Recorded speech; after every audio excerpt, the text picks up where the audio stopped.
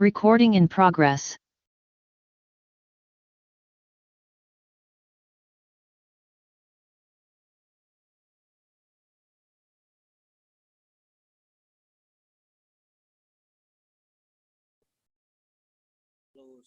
Selamat siang semuanya.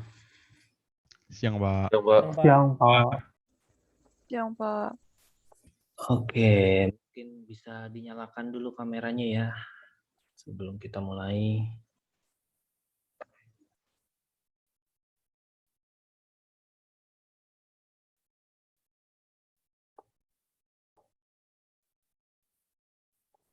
Oke.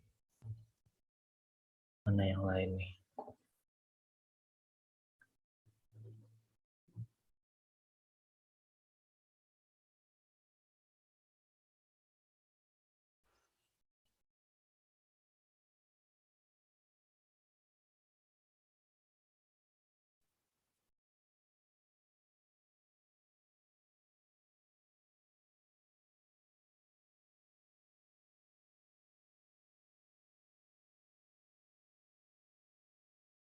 Oke.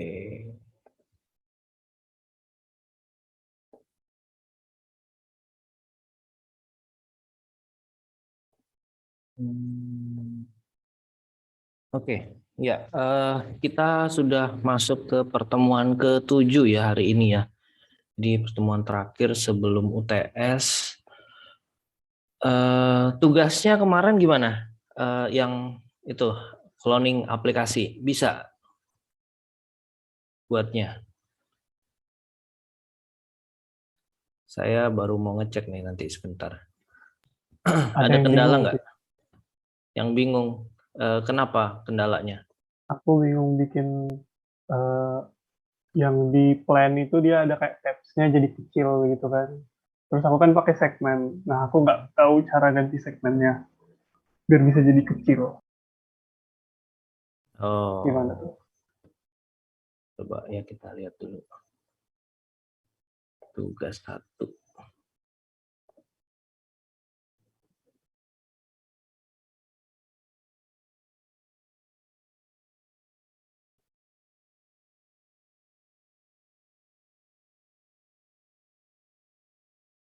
Ini yang mana ya? Ini kan tabs-nya biasa nih. Di tabs plan dia ada segmen. Kalau aku sih pakainya segmen. Oh, oh di dalam plan-nya ya. Ini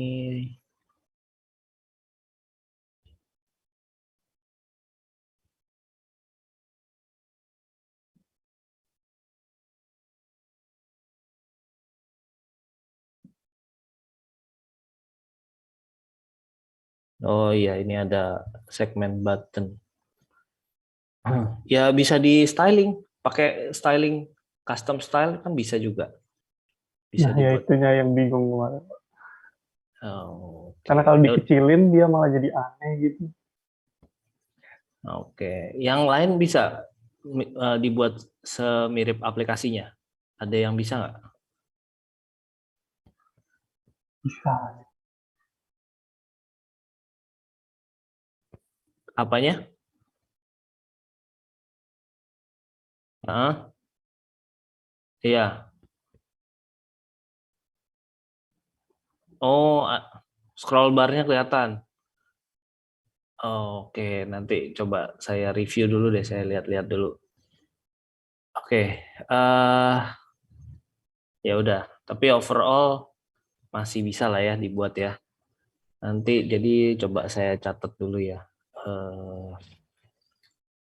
Jadi horizontal scroll bar masih kelihatan sama yang segmen button di tabs plan. Oke, nanti saya coba lihat sama saya sekaligus cobain juga saya utak-atik kode kalian. Nanti mungkin after UTS kalau sempat kita review. Oke, itu kemudian untuk praktikumnya gimana? Lancar minggu lalu?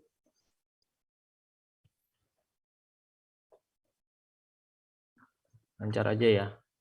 Oke, biar nggak kelupaan, saya bahas yang ada di e-learning dulu deh. Di e-learning itu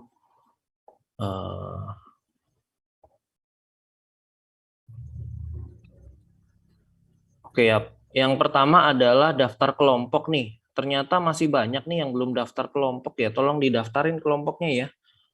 Jadi baru 3 kelompok. Ini saya udah listing nih. Yang belum daftar kelompok nih lumayan banyak. Jadi silahkan dibuat kelompoknya dan didaftarkan di sini.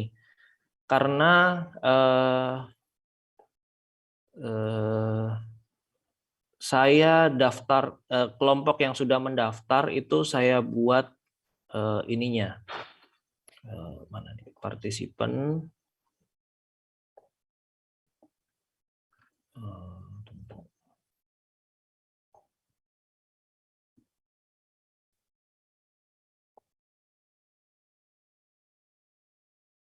Ya, ini saya buatkan grupnya di e-learning. Ya, jadi baru 3 kelompok. Jadi kelompok yang lain yang belum daftar silahkan didaftar. Nanti saya buatkan groupingnya di sini.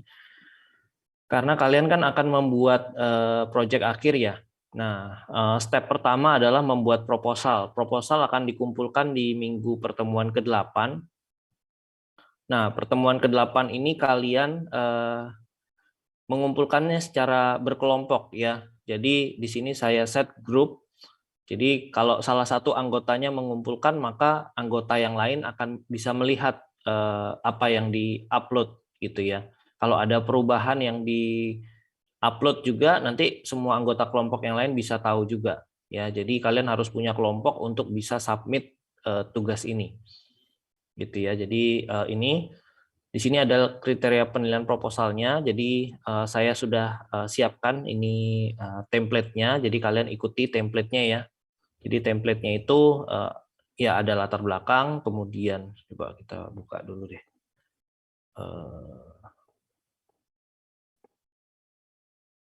Proposal.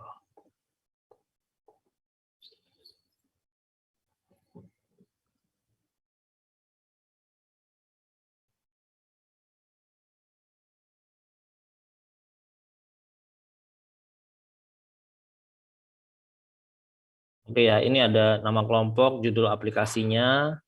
Di sini ada latar belakang ya. Nanti kalian silahkan buat latar belakangnya. Jadi kalian lakukan observasi ya, kira-kira mau buat aplikasi apa, ada masalah apa yang bisa diselesaikan dengan aplikasi kalian. Kemudian silahkan lakukan observasi juga ya. Aplikasi apa sih yang sudah ada gitu ya, yang sudah ada dan kelebihannya dan kekurangannya apa nih, sehingga yang kalian mau buat ini perbedaannya apa sih gitu ya, yang tidak bisa diselesaikan oleh aplikasi yang sudah ada gitu ya. Jadi kita mau buat aplikasi yang memang bermanfaat gitu ya.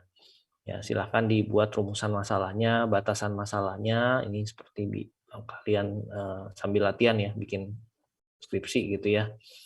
Nah, ini latar belakang, kemudian perencanaannya kalian gimana, rencana kegiatan kalian dalam kelompok ya. Kemudian di bab 3, nah ini bab 3 lumayan banyak. Kalian silahkan jelaskan fitur-fitur aplikasi yang akan dibuat, kemudian alur aplikasinya seperti apa, ya silahkan buat flowchart-nya. Kemudian rancangan aplikasinya, ya kalian bisa buat rancangan tampilan aplikasi, menggunakan tools yang ada ya untuk mempermudah, bisa menggunakan Figma, menggunakan Balsamiq dan lain-lain gitu ya. Jadi silakan kalian tampilkan di sini rancangannya, kemudian berikan penjelasan untuk setiap gambar. Misalnya ini halaman register, ini halaman login, user bisa melakukan apa gitu ya. Kemudian setelah login masuk ke halaman dashboard. Di halaman dashboard ini ada apa aja? Di halaman dashboard user bisa melakukan apa saja. Nah, itu bisa dibuat ya. Jadi ini baru berupa draft ya. Jadi kalian silahkan dibuat dulu ya. Paling nggak ada plan, ada rencana ya. Nanti kalaupun hasil akhirnya agak sedikit berbeda, tidak masalah gitu ya. Ini adalah rencana awal. Ya, jadi seperti itu. Itu ya. Nah, untuk proyeknya sendiri, ketentuannya seperti apa? Ketentuannya adalah, oke, nanti saya akan post juga ya untuk ketentuan penilaian UAS-nya, karena ini akan menjadi nilai UAS ya untuk hasil akhir proyeknya ini, gitu ya. Tapi secara umum yang pasti adalah kalian harus menggunakan setidaknya satu native feature ya dari device. Ya, apakah itu menggunakan kamera atau menggunakan GPS atau native feature yang lain. Ya. Jadi menggunakan native feature dari handphone. Yang kedua adalah aplikasinya untuk user datanya itu tersimpan di cloud.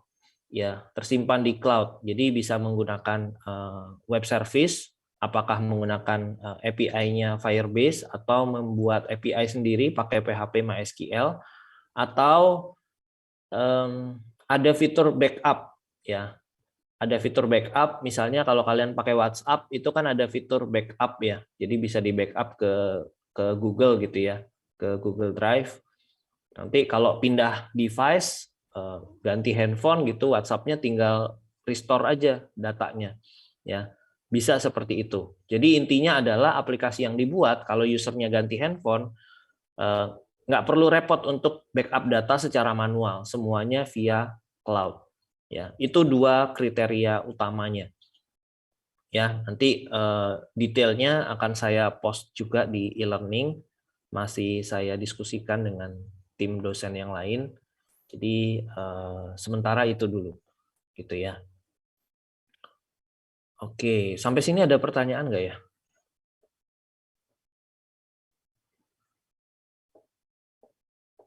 Cukup jelas ya? Oke, nah lagi, ini cukup banyak nih hari ini. Pengumumannya, oke, itu kelompok ya, kelompok silahkan dibuat. Nah, kemudian nanti akan ada kuis ya, mulai 2.30 sampai 5.30, ini kuis kedua. Nah, kemudian nanti pertemuan ke-8, khusus kelas A, itu akan dibuka perkuliahan hybrid untuk praktikumnya. Jadi kalau misalnya kalian bersedia untuk ikut kuliah hybrid, untuk ikut kuliah di kampus, di lab kampus, bisa mengisi ini ya, formulir. Jadi silakan diisi. Ini ada surat izin orang tua yang perlu diisi oleh orang tua kalian. Ya, ini nanti bisa di-download. Kemudian formulir kesediaan mengikuti perkuliahan hybrid. Nah, ini sebentar.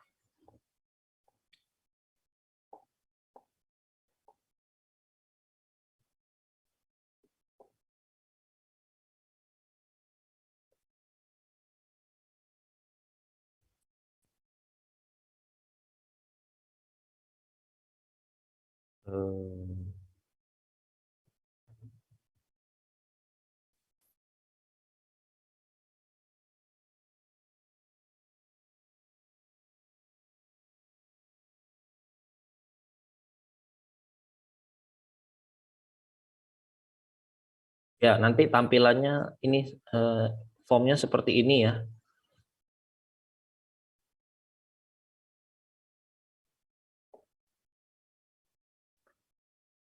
Ya, jadi nanti kalian silakan masukkan NIM, nama, semuanya mengisi aja ya. Kalau bisa mulai diisi dari sekarang. Jadi NIM kalian, nama, kemudian apakah bersedia ikut perkuliahan hybrid atau tidak, bisa jawab iya atau tidak gitu ya. Kemudian kalau kalian bersedia mengikuti perkuliahan hybrid, syaratnya adalah kalian dapat surat izin dari orang tua ya. Jadi surat izin yang tadi silakan di-download, kemudian diisi, kemudian disubmit ke sini. Kemudian setidaknya sudah vaksin minimal 1 kali ya. Jadi sertifikat vaksin atau screen capture dari app Peduli Lindunginya silahkan di-upload di sini. Gitu ya. Vaksin 1, vaksin 2 kalau sudah lengkap. Gitu ya. Tapi minimal ada surat izin orang tua dan vaksin pertama sudah dilakukan. Baru tinggal di-submit. Ya, jadi kalau bisa disubmit hari inilah ya, atau paling lambat besok jam 12 siang, karena besok saya harus submit ke Prodi gitu ya, untuk mendata mahasiswa yang mau mengikuti perkuliahan secara hybrid. Karena nanti akan ada kuotanya juga ya, jadi sesuai dengan ketentuan, jadi tidak full lab dipakai. Seperti itu. Itu.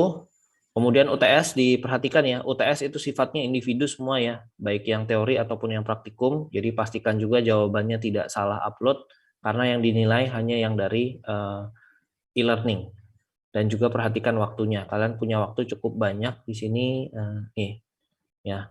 UTS kalian open dari tanggal 13 Oktober jam 8 pagi. Ya.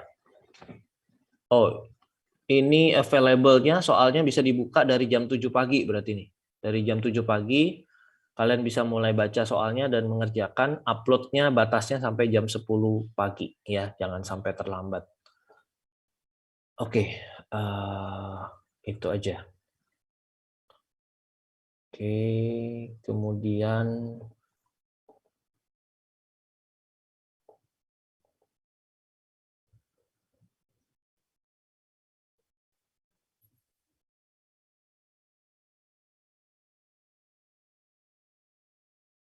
hari ini kita bahas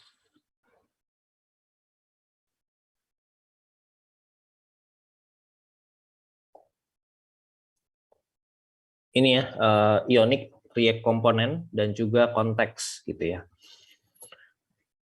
Minggu lalu kita udah bahas dynamic route, kemudian mendapatkan data dari URL menggunakan use params atau route component props, kemudian menggunakan tabs navigation, menggunakan side menu navigation, kemudian ion list dan ion item dengan action dan item yang bisa di swipe. Nah, hari ini targetnya adalah kita bisa mengimplement toolbar button, kemudian ada floating action button, mengimplement alert, toast, modal, dan juga konteks, gitu ya. Kalau yang di atas ini berkaitan dengan UI ya, menggunakan komponen. Yang bawah ini untuk manajemen data. Oke, outline-nya seperti ini. Oke ya, oke yang pertama adalah toolbar button. Jadi sebenarnya ini kalian pelajari sendiri juga bisa ya dengan membaca dari dokumentasinya Ionic gitu ya, penggunaan komponen-komponen yang ada. Nah untuk membuat toolbar button berarti button yang ada di toolbar ya, button yang ada di toolbar. Jadi kalau minggu lalu kita sudah membuat menu, side menu di sini. Nah toolbar ini kita bisa tambahkan button juga ya, bisa 1, 2, 3 dan tergantung kebutuhan kita. Ya, di sini kita coba buat 1 ya. Jadi button ini dibungkus menggunakan elemen ion buttons yang ada S-nya. Ya, jadi kalau lebih dari 1 berarti ion buttonnya ada lebih dari 1 di sini. Ya, kemudian slotnya bisa kita tentukan. Kalau misalnya untuk side menunya ada di kiri di start, berarti ion buttonnya kita buat di end ya, di sebelah kanan.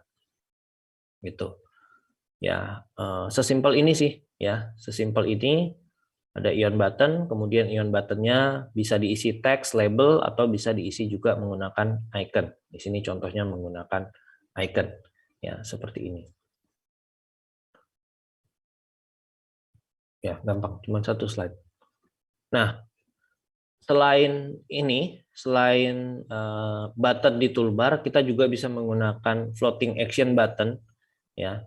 Nah, floating action button itu ada elemennya ion fab ya. Ion fab ini kemudian di dalamnya ada ion fab button ya.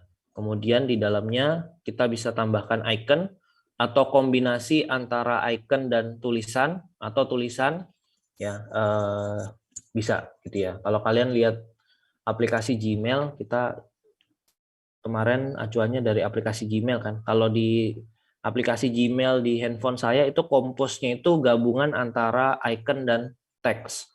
Ya, nah bisa dibuat seperti itu. Ya.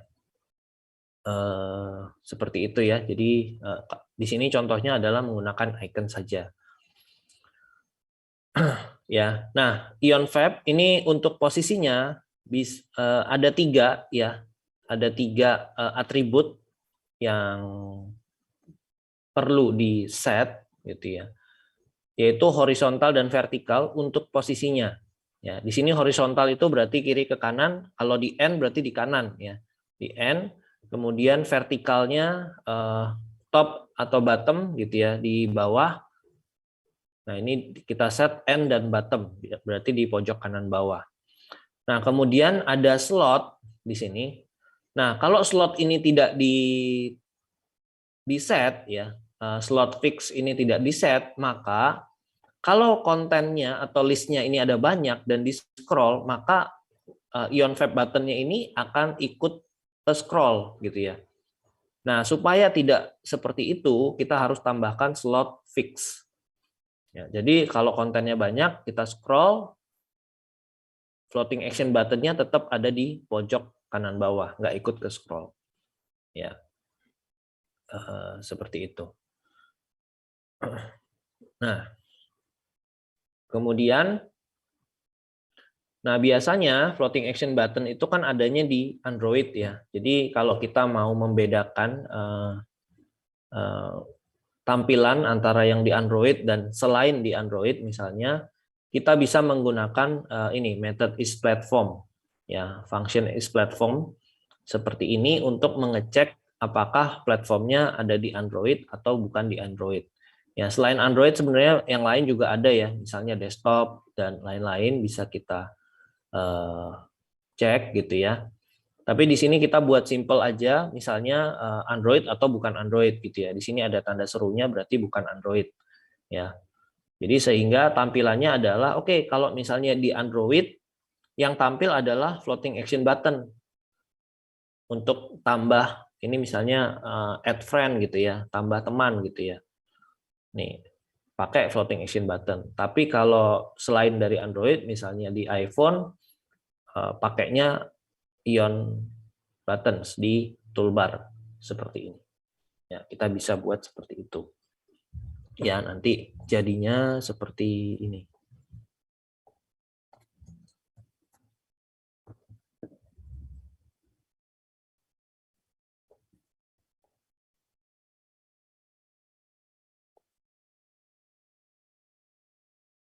Nah, ini mid, ya. Ini di sebentar.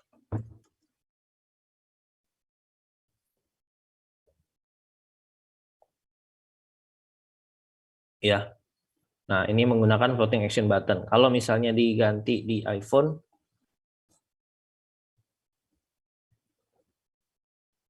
oh dia redirect. Oke. Mid-nya, nah ini menggunakan toolbar button, ya. Seperti itu. Ya, ini ada di halaman mid. Ya, jadi kita bisa set. Nah, ion fab buttonnya itu bisa kita taruh sebelum tutupnya konten ya. Jadi sebelum tutupnya konten kita taruh aja ion fab-nya. Seperti itu. Nah, di sini jika platformnya adalah Android, maka ditampilkan ion fab-nya. Sedangkan yang di toolbar jika platformnya bukan Android, maka ditampilkan ion buttons-nya. Seperti itu.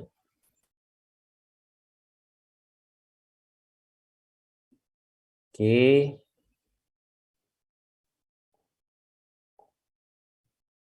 Nah,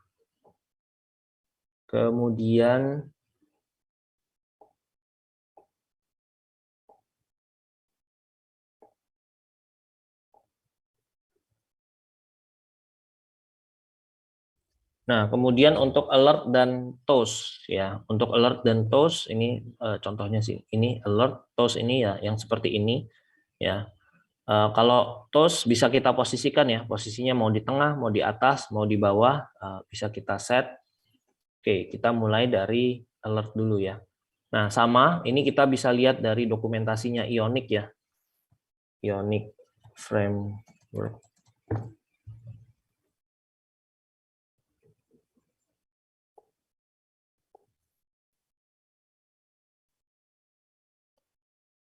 Ya, yang ada di slide pasti terbatas ya. Jadi kalian bisa lihat versi lengkapnya ada di sini ya untuk menampilkan alert. Nah, untuk menampilkan alert juga ada beberapa cara gitu ya. Ada beberapa cara. Bisa seperti ini ya, bisa seperti ini. Ini langsung di ion buttonnya ya, langsung di ion buttonnya, di on clicknya langsung dipanggil method untuk menampilkan alert seperti ini, gitu ya. Ya, seperti ini atau seperti ini, atau bisa juga menampilkan alert menggunakan komponen ion alert.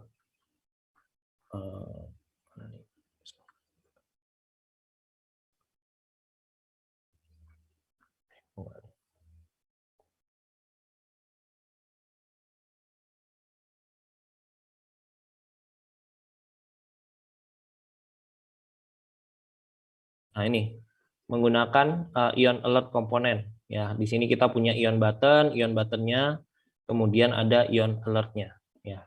Nah, yang ada di slide saya pakai referensi yang ini, ya, ion alert seperti ini. Kalau kita lihat di sini, ya, misalnya ini di sebuah page ya, di sebuah page ada ion page dan ada ion alert. Jadi ion alertnya ini kan kita tidak perlu render terlebih dahulu ya. Jadi kita taruhnya di luarnya ion page supaya nggak usah di render dulu. Kalau diperlukan baru di render ion alertnya. Nah, cuman ketika kita melakukan return di sini, return ini kan hanya bisa menerima satu root elemen, ya kan? Nah, kalau sebelumnya ion page supaya ada dua elemen seperti ini, kita gunakan react fragment. Ya, kita gunakan react fragment, kemudian ya udah dibuat ion alertnya seperti ini. Nah, ion alert bisa kita tambahkan header, message ya. Ini header, message seperti yang biasa kita lihat ya di ion alert yang tadi ya. Berarti ini adalah headernya, ini adalah message-nya gitu ya. Ion alert. Nah, kemudian di sini ada atribut is open. Nah, is open ini adalah boolean ya.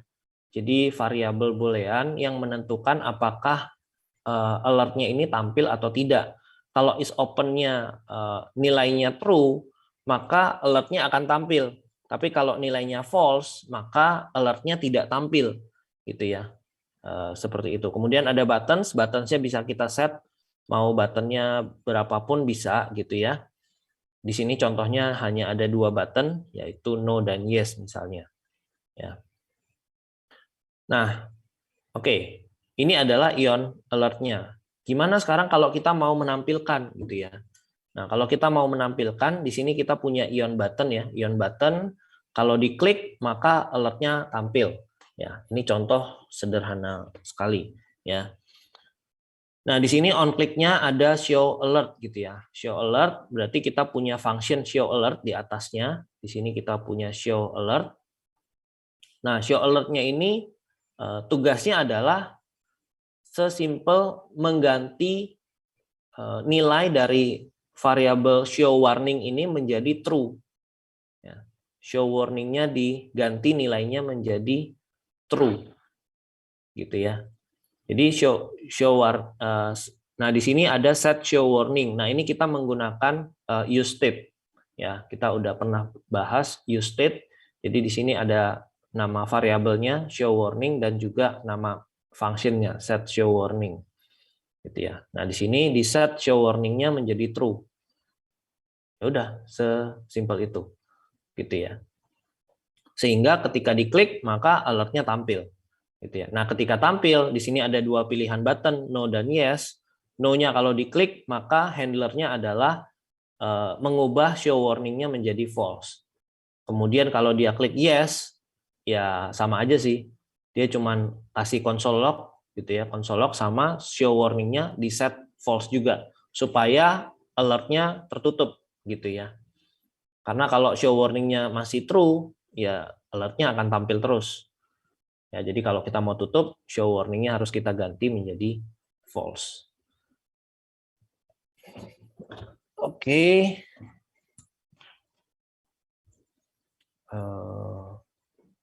Itu. Nah, kemudian toast. Nah, toast juga sama ya. Di sini ada atribut is open, cara kerjanya sama. Ini is open ini adalah bernilai boolean ya. Tipenya adalah boolean. Nah, di sini kalau tadi booleannya kita langsung ya show warningnya ini menggunakan tipe data boolean ya, true atau false. Kalau di sini kita isi dengan toast message, tipenya adalah string. Gitu.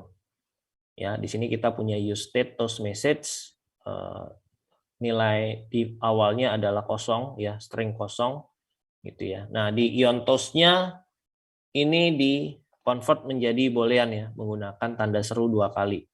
Ya, jadi kalau string kosong maka dianggap false, tapi kalau ada isinya maka dianggap sebagai true. Ya, di sini ya ini is open, message-nya apa? Kemudian position-nya di mana, bisa di top, middle, atau di bottom. Color-nya juga bisa di-set, duration-nya bisa di-set ya. Ini 10.000 milisecond berarti 10 detik gitu ya. Kemudian on did dismiss. Nah, ini on did dismiss berarti kalau udah dismiss gitu ya, kan dia dismiss gitu ya, menghilang setelah 10 detik ini, maka dia ngapain? Gitu ya. Oh, berarti ya dia set toast message-nya menjadi kosong lagi. Ya. Supaya nggak kebuka terus nih. Karena is open-nya kan ini. Toast message-nya nilainya true. Ya.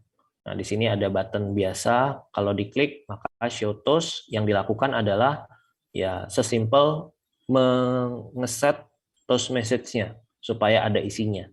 Sehingga di sini toast message-nya bernilai true. Ya, seperti itu. Ini saya coba buat contohnya di sini di halaman setting nih. Ya, ini show alert seperti ini, show toast seperti ini. Ya, kita bisa lihat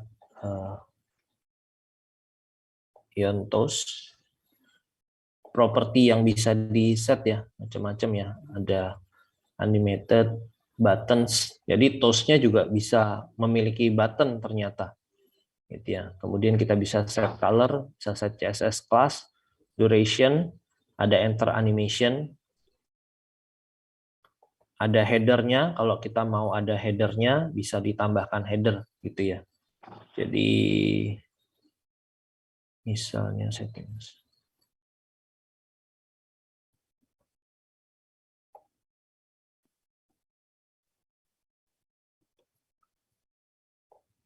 Ya, header. Kalau mau ditambahkan header, ini adalah header post. Seperti itu. Ya, jadi ada headernya, jadi ada baris di atasnya. Ya, meskipun nggak ada perbedaan signifikan sih, sama kelihatannya seperti teks biasa aja. Seperti itu ya. Itu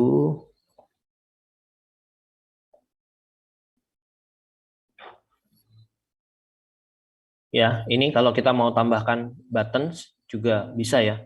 Misalnya ini kita coba buttons ini ya.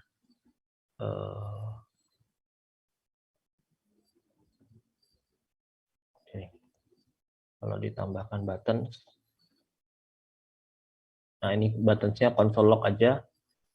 Kalau kita coba tes console log view tools, nah ini ada done, terus favorit,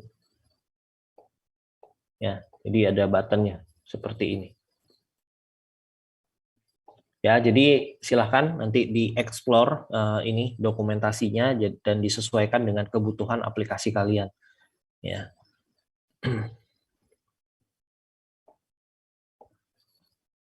Oke.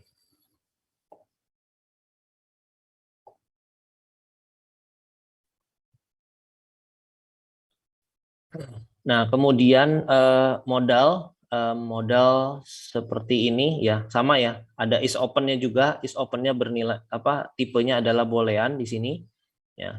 Ini ada show modal di sini menggunakan use state, tipenya adalah boolean di sini, nilai awalnya adalah false di sini ya. Jadi awalnya nggak kelihatan modalnya.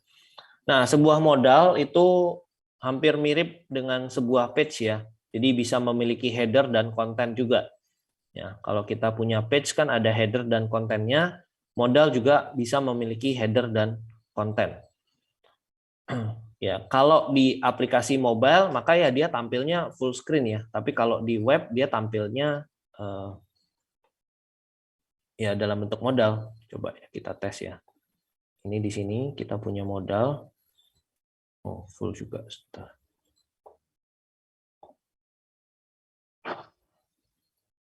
Oh, tampilnya full juga. Ya, ya tampilnya full, tapi ini tipenya adalah modal. Ya, seperti ini. Ya, nah ini ada use state-nya untuk show modalnya, kemudian ada dua method di sini untuk display modal dan close modal. Ya. Ya, kalau diperhatikan display modal ini sesederhana ngeset nilai show modalnya menjadi true, jadi supaya tampil modalnya. Untuk close modalnya mengeset nilai show modalnya menjadi false.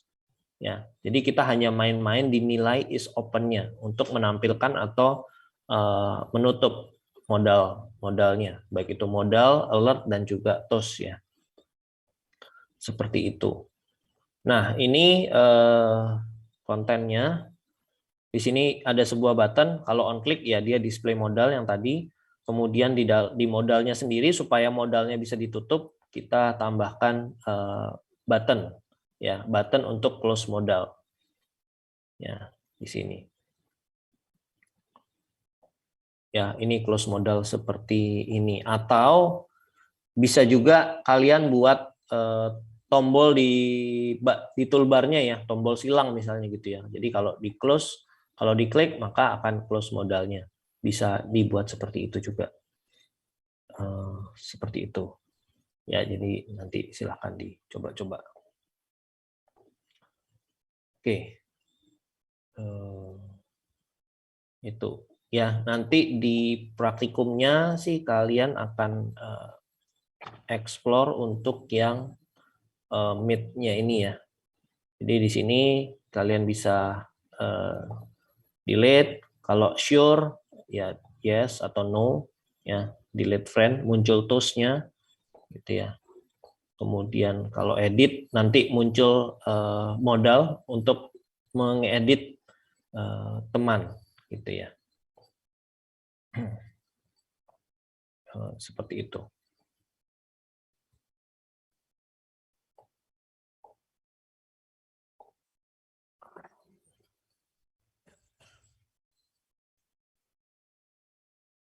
Oke, next-nya.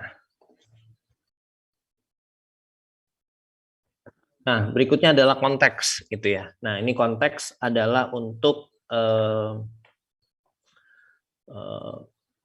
memberikan kita kemampuan untuk sharing data ya. Jadi konteks ini digunakan untuk sharing data. Ya, jadi kalau kita mau mengirim data antar komponen, kan biasanya kita menggunakan props ya. Kita bisa menggunakan props tuh. Nah, tapi kalau data tersebut dipakai di beberapa komponen atau di banyak komponen, maka akan agak repot ya untuk menggunakan props. Nah, solusinya adalah dengan menggunakan konteks ya.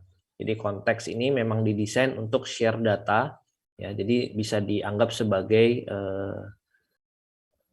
global variabel ya. Mungkin global ya, data global gitu ya, bisa diakses di mana-mana. Nah, di sini ada dua API yang kita coba pakai ya. Ada create context dan context provider. Ya, ada create context dan context provider. Nah, di sini create context ini membuat konteks objek gitu ya. membuat konteks objek. Konteks itu ya sebagai objek ya, jadi merupakan objek yang nantinya akan diobserve. Ya, gitu ya. Sampai situ dulu ya. Nanti di belakang contohnya mungkin lebih jelas lagi. Ya, jadi kita membuat konteks objek menggunakan create context. Nah, konteks objek ini dia tidak bisa berdiri sendiri, gitu ya. Dia harus ada providernya. Ya, di sini setiap konteks objek memiliki provider, ya, provider komponen, ya, yang memungkinkan komponen untuk subscribe ke konteks change. Ya, jadi datanya itu ada di konteksnya, di objek konteksnya. Ya, datanya itu ada di objek konteksnya. Nah, datanya itu kan bisa berubah-ubah, gitu ya. Nah, supaya perubahannya itu bisa dinikmati atau dipantau, maka membutuhkan provider. Jadi ibaratnya atau analoginya adalah seperti channel YouTube misalnya ya. Channel YouTube kalian kan subscribe ya. Kalian kan subscribe. Kalau channel YouTube-nya itu ada konten yang baru, maka kalian akan muncul di timeline kalian. Ya kan? Akan langsung kelihatan, oh ini ada data yang baru nih, atau oh data video yang ini udah nggak ada lagi nih, udah hilang dari channelnya, gitu ya. Nah, jadi bisa diibaratkan konteksnya itu sebagai channel YouTube-nya itu ya. Jadi objek konteksnya itu sebagai channel YouTube-nya. Nah, kita manusianya ini sebagai penikmatnya itu adalah si apa ya? Komponennya ya, komponen aplikasinya. Ya kan? Karena datanya itu kan akan ditampilkan di komponen ya, akan ditampilkan di komponen. Nah, supaya bisa mendapatkan datanya itu, kita perlu provider ya. Kita perlu provider atau perantara. Gitu ya. Kita perlu provider.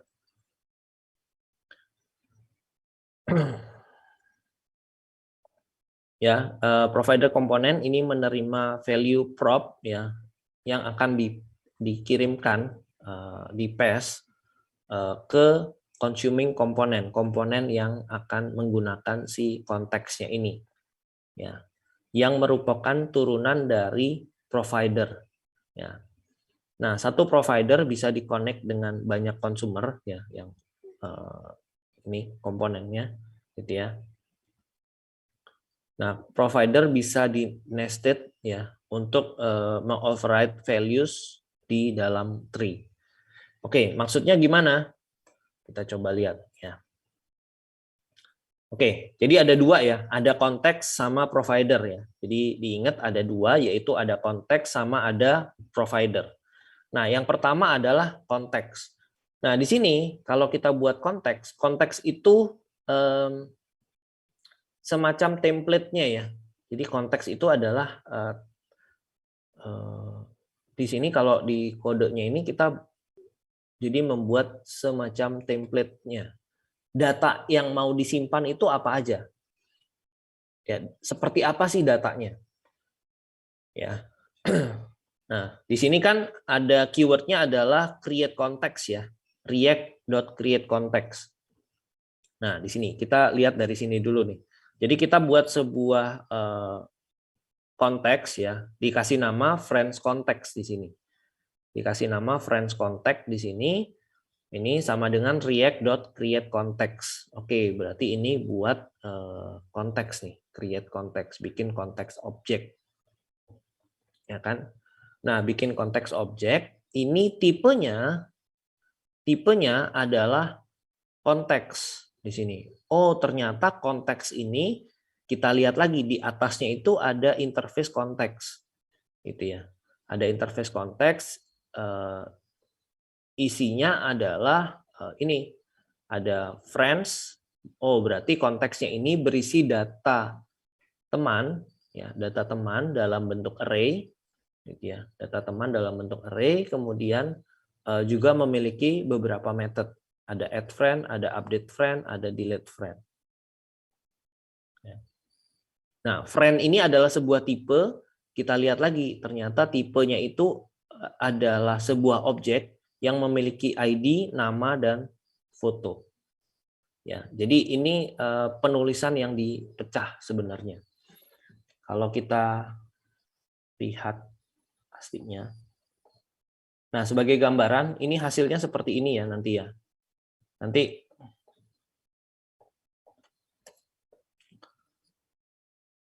ini kalian buat di praktikum juga. Jadi hasilnya seperti ini. Ya, kita bisa nambah teman seperti ini ya, bisa nambah teman. Ya, nanti kalau mau dihapus juga bisa. Ini belum dibuat ya, hapus dan editnya, gitu ya. Jadi nanti bisa dibuat seperti itu. Oke, ini baru nambah aja. Nah, kita lihat ke konteksnya.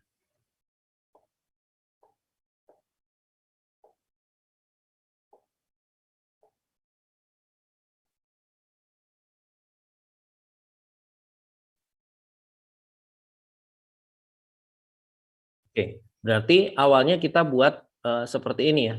Jadi kita buat friends context, ini create context, tipenya adalah konteks. Nah, ini sudah disederhanakan. Ya, disederhanakan. Jadi kalau kita mau buat seperti ini, jadi awalnya seperti ini ya. Awalnya seperti ini nih. Ya, awalnya seperti ini. Jadi kita udah nggak butuh lagi nih konteks kalau kita tulisnya seperti ini. Kemudian di sini ada friends itu apa sih gitu kan? Ini kan, oh friends itu adalah array yang tipenya adalah friend. Friend itu apa? Oh ini, itu kan. Copy. Ini kalau kita mau buat seperti ini juga bisa. Ini friend udah nggak kepake lagi nih.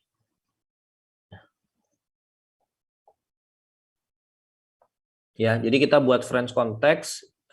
Ya, friends context ini merupakan konteks objek. Kita gunakan react.createContext. Nah, konteksnya ini berupa isinya merupakan objek ya. Kalau tadi dibilang kan, ya,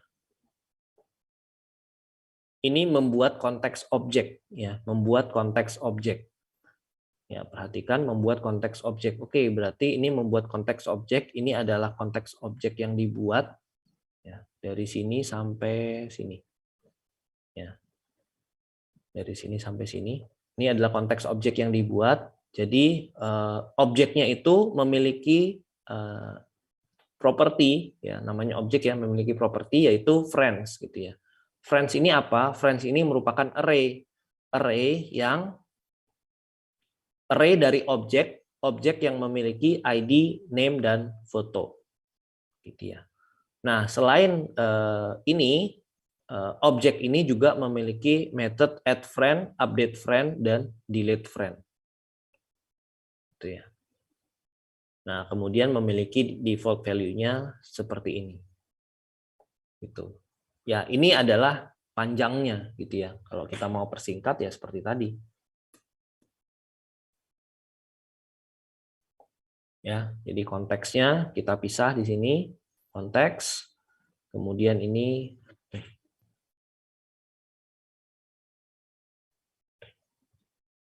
jadi salah.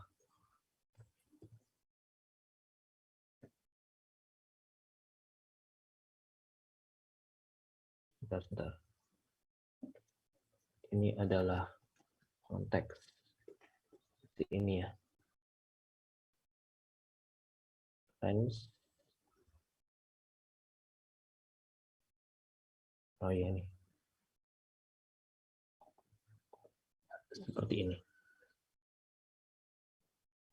Bisa diterima ya?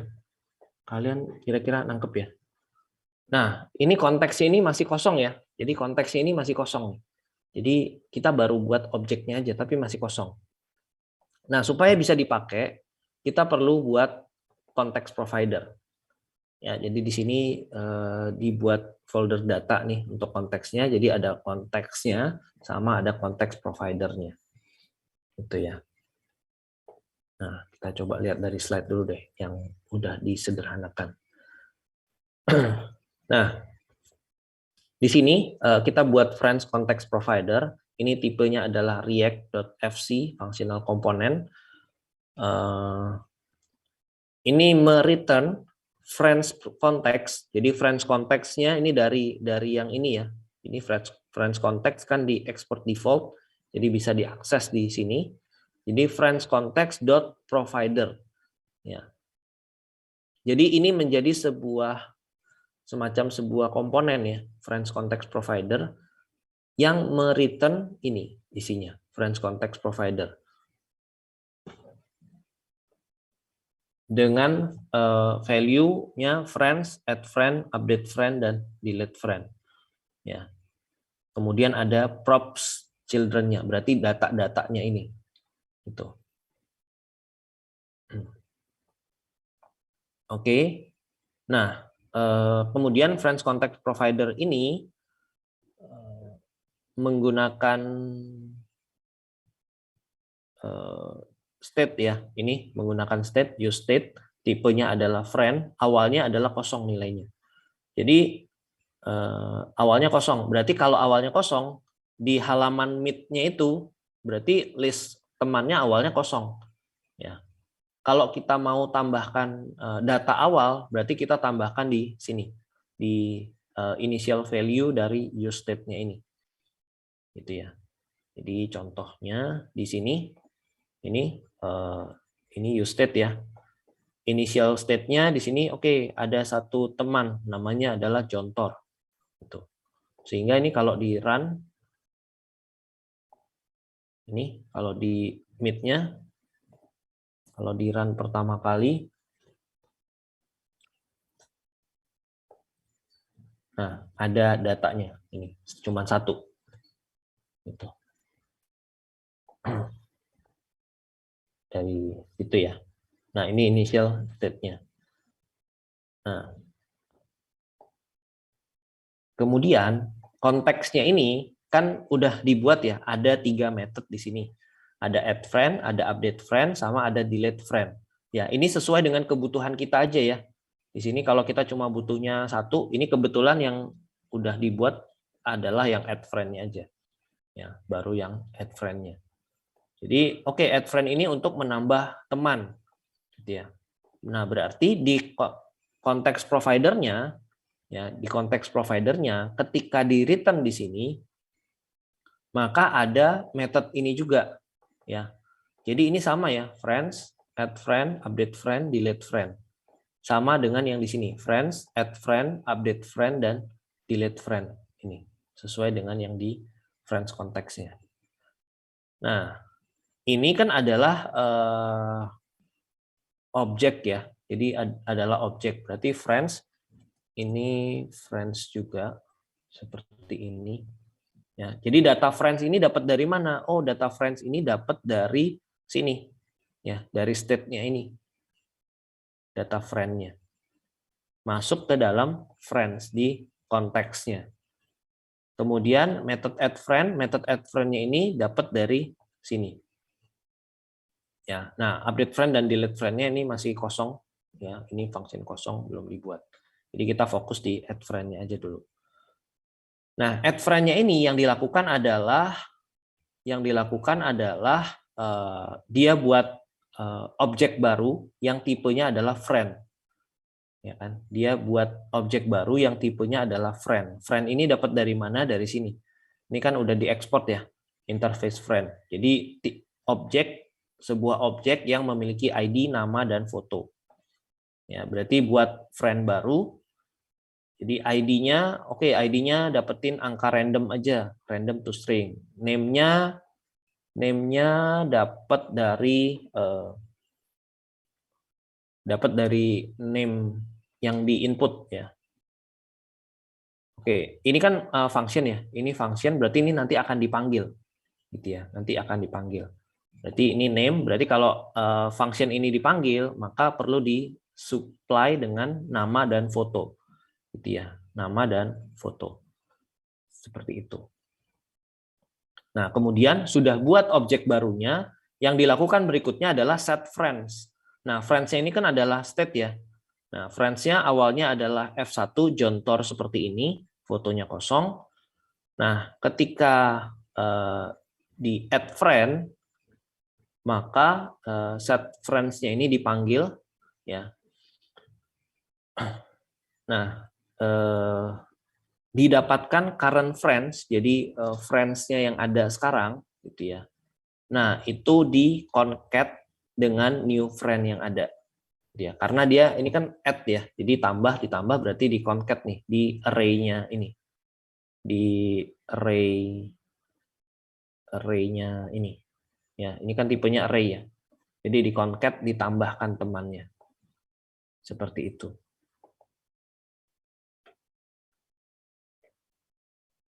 Oke ya. Nah, ini kepakainya di mana? Kalau kalian lihat di slide-nya nanti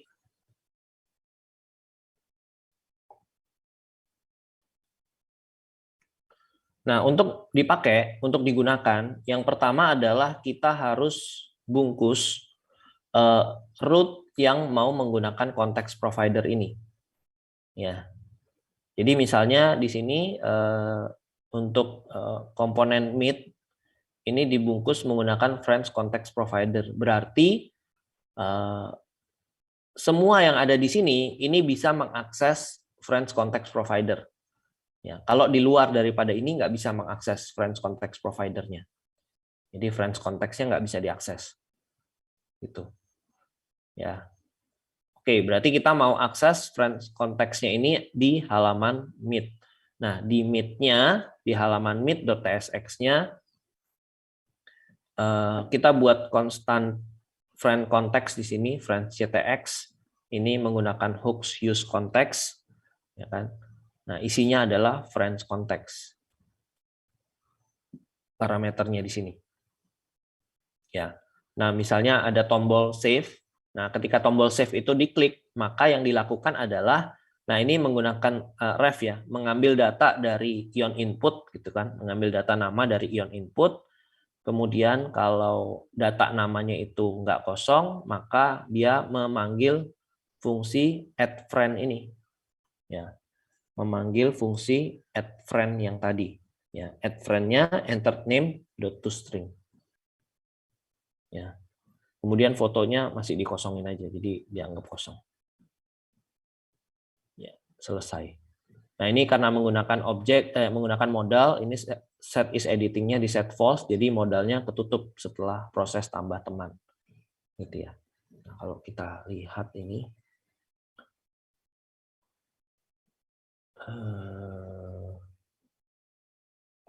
ini ya friends context provider-nya. Berarti si friends context ini bisa diakses di mail, di meet, spam, sama send. Gitu ya. Jadi karena ini semuanya ada di sini. Tuh.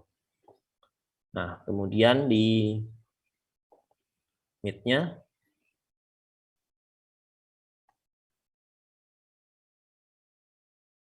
ya.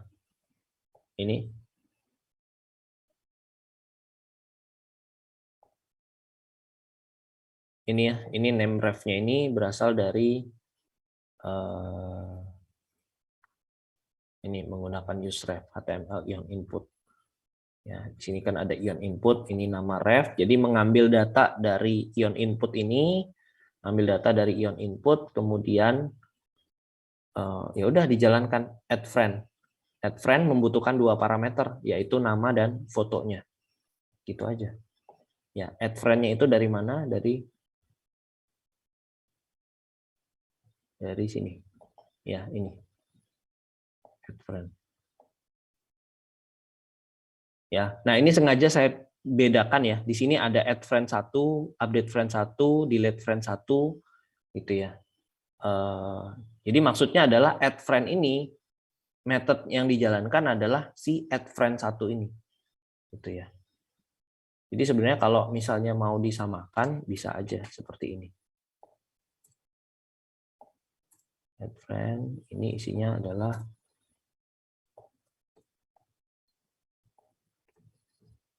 ini ya. Friends context provider, value-nya friends. Ini sama ya. Sama, tapi perlu diketahui sumbernya ya. Jadi friends, add friend, update friend, dan delete friend yang di sebelah kiri ini berasal dari sini nih. Ya. Nah, yang sebelah kanan ini berasal dari friends yang ini state friends, add friend, update friend, dan delete friend. Ya, asalnya dari situ. Seperti itu. Nah, ini sebenarnya bisa disederhanakan penulisannya. Kalau sama seperti ini bisa begini aja. Ya, dihapus setelah titik 2-nya bisa juga tetap jalan.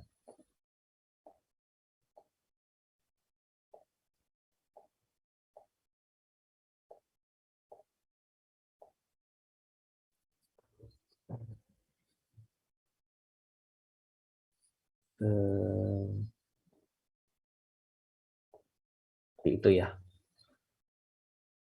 Oke.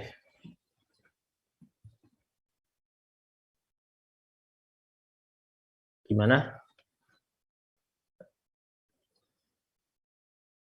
Bingung? Ada yang mau ditanyakan nggak?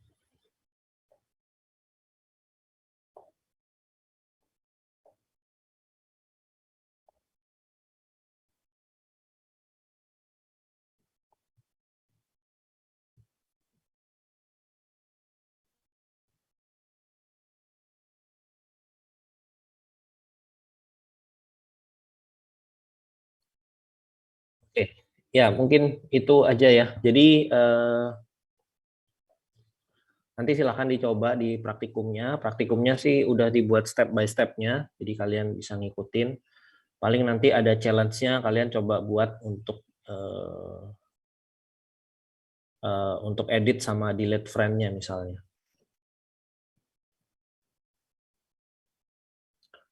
Ini ada pertanyaan, jadi konteksnya otomatis dipakai sama konteks providernya. Iya. Ya, jadi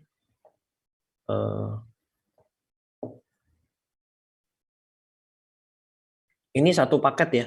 Jadi yang pertama adalah kita punya konteksnya dulu, ya. Kita punya konteksnya. Jadi ini adalah objek konteksnya gitu ya. Objek konteksnya itu adalah data yang di-share itu disimpan di dalam objek konteks ini. Ya, di dalam objek konteks ini. Ini kan create konteks. Ya, ini adalah objek konteksnya. Nah, objek konteks ini kan ini memiliki properti sama memiliki method gitu ya. Ada property friends, data friends-nya sama ada methodnya. Gitu. Ya, ini adalah konteksnya, datanya, channel YouTube-nya. Ya, ini adalah channel YouTube-nya. Itu kan. Nah, kemudian dari si Meet ini, Meet-nya ini sebagai consumer-nya kan, sebagai user-nya. Ya, jadi si Meet-nya ini menggunakan data dari konteks. Ya, makanya di sini dia buat friends konteks, use konteks kan. Use konteks, konteks yang dipakai adalah friends konteks. Gitu dulu ya. Konteks yang dipakai adalah friends konteks. Nah, kemudian friends konteks ini ditampilkan di oh ya ini belum. Ditampilkan di sini. Ya. Friends konteks dot friends. Jadi si friends konteks ini kan punya data, punya property friends ya. Friends-nya ini adalah array, ya kan? Nah, ini ditampilkan di sini nih menggunakan map.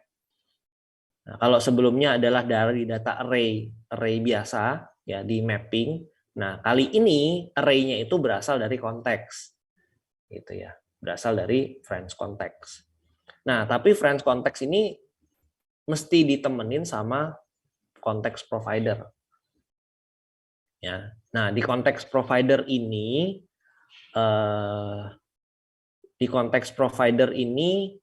dia ini yang pertama misalnya di set initial state-nya, jadi data awal misalnya bisa kita set di sini data awal, kemudian metode-metodenya kita jabarkan di sini. Ya, misalnya di sini add friend itu ngapain aja, gitu ya. Nah, kemudian baru di return friends context.provider. Ya. Jadi .providernya ini dari React-nya ya, jadi dari API-nya. Ya. Dari React-nya ini ya, provider, value-nya adalah ya sesuai dengan konteksnya itu. Ya, ada friends, add friend, update friend, dan delete friend. Seperti itu.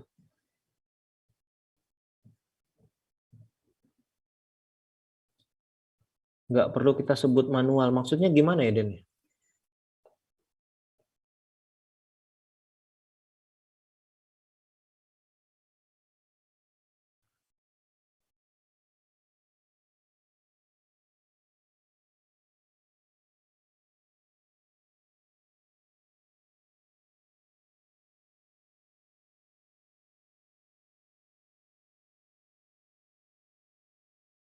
Ya, itu udah disebut juga sih.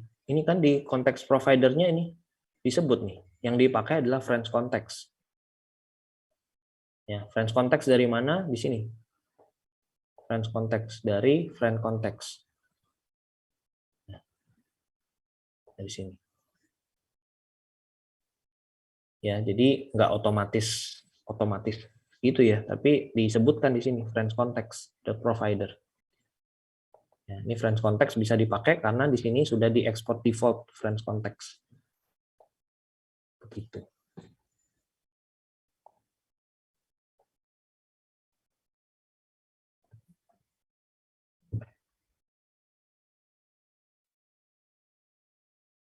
Oke. Ada lagi kah pertanyaan?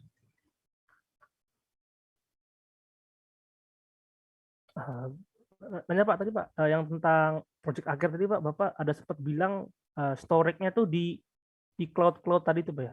Itu maksudnya gimana Pak? Simpen datanya di cloud atau di local storage kayak di HP gitu Pak? Saya nggak kebayang aja. Oke.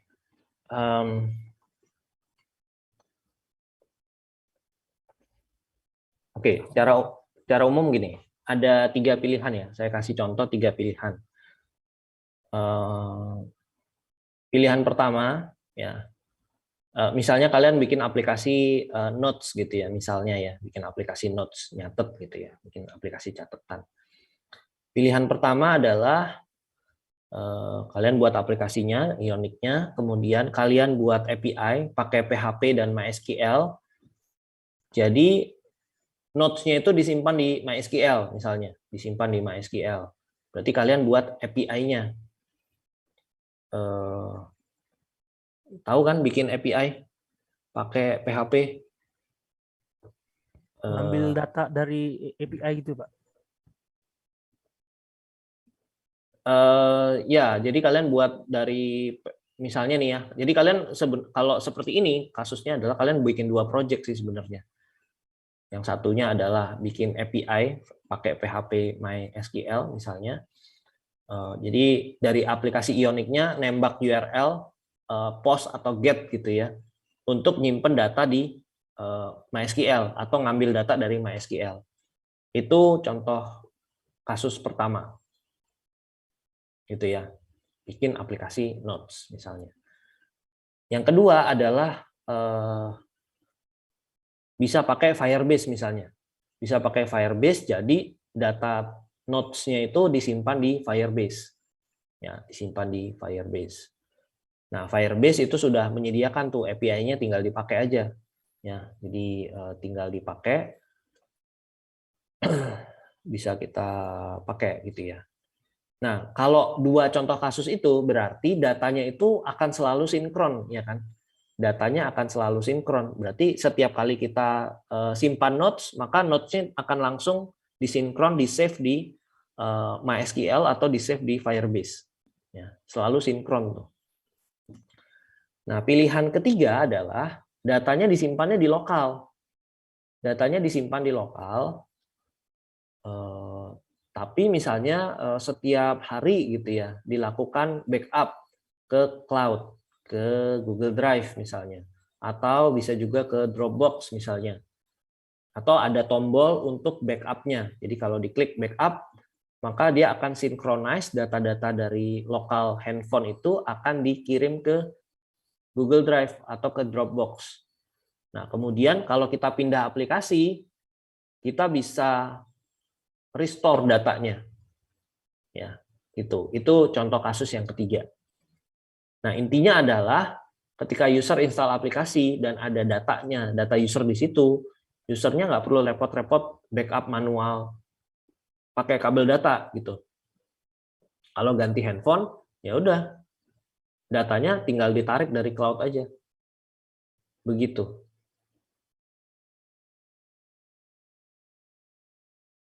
Oh, jadi kurang lebih ini ya Pak ya.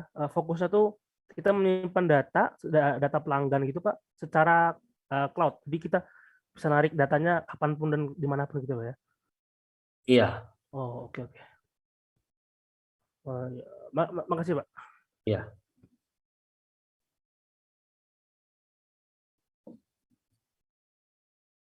Ada lagi kah?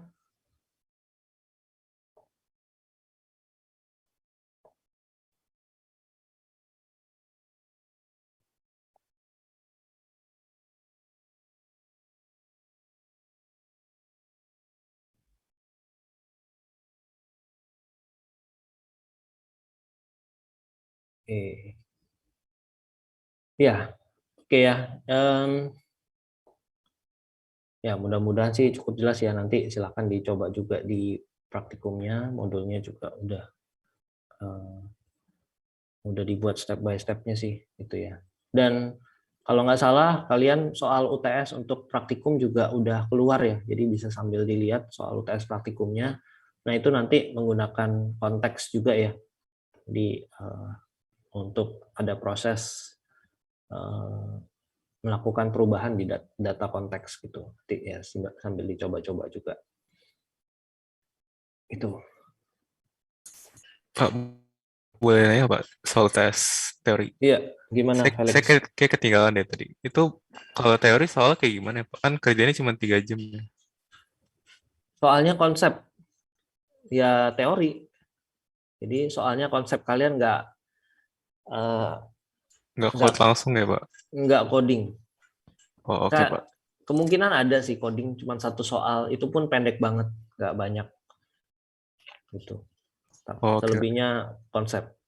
Oke Pak, makasih Pak. Ya.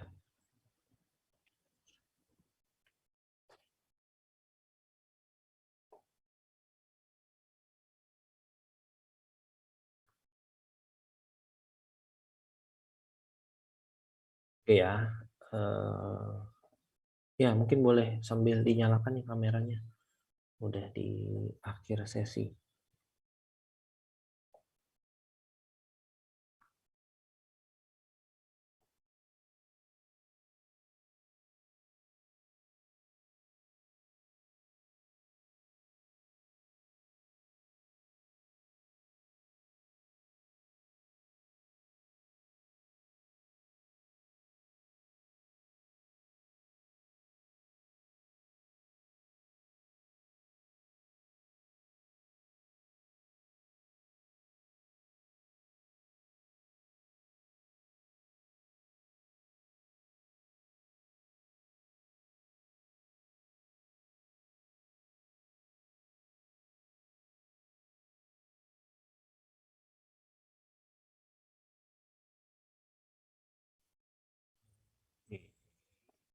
Dan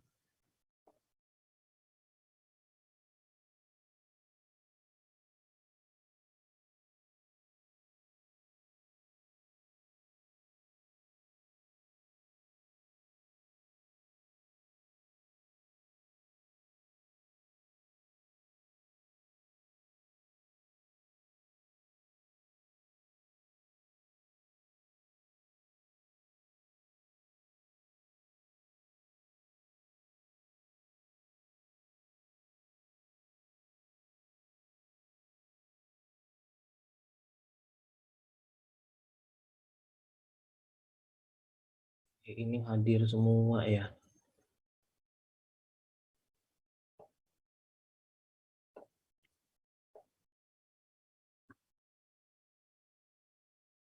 Oke, Nathanael, pas banget 20 menit.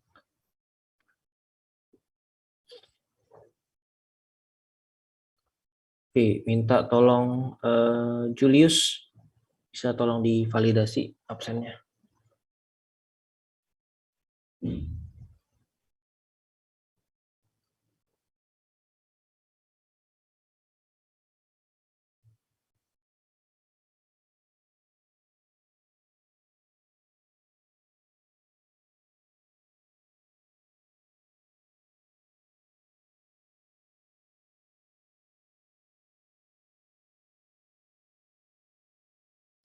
Sudah, Pak. Oke, thank you. Bisa itu nggak give up remote control?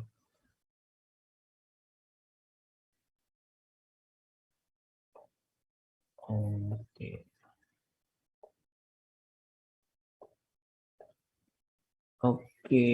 Oke ya. Terima kasih banyak untuk hari ini partisipasinya.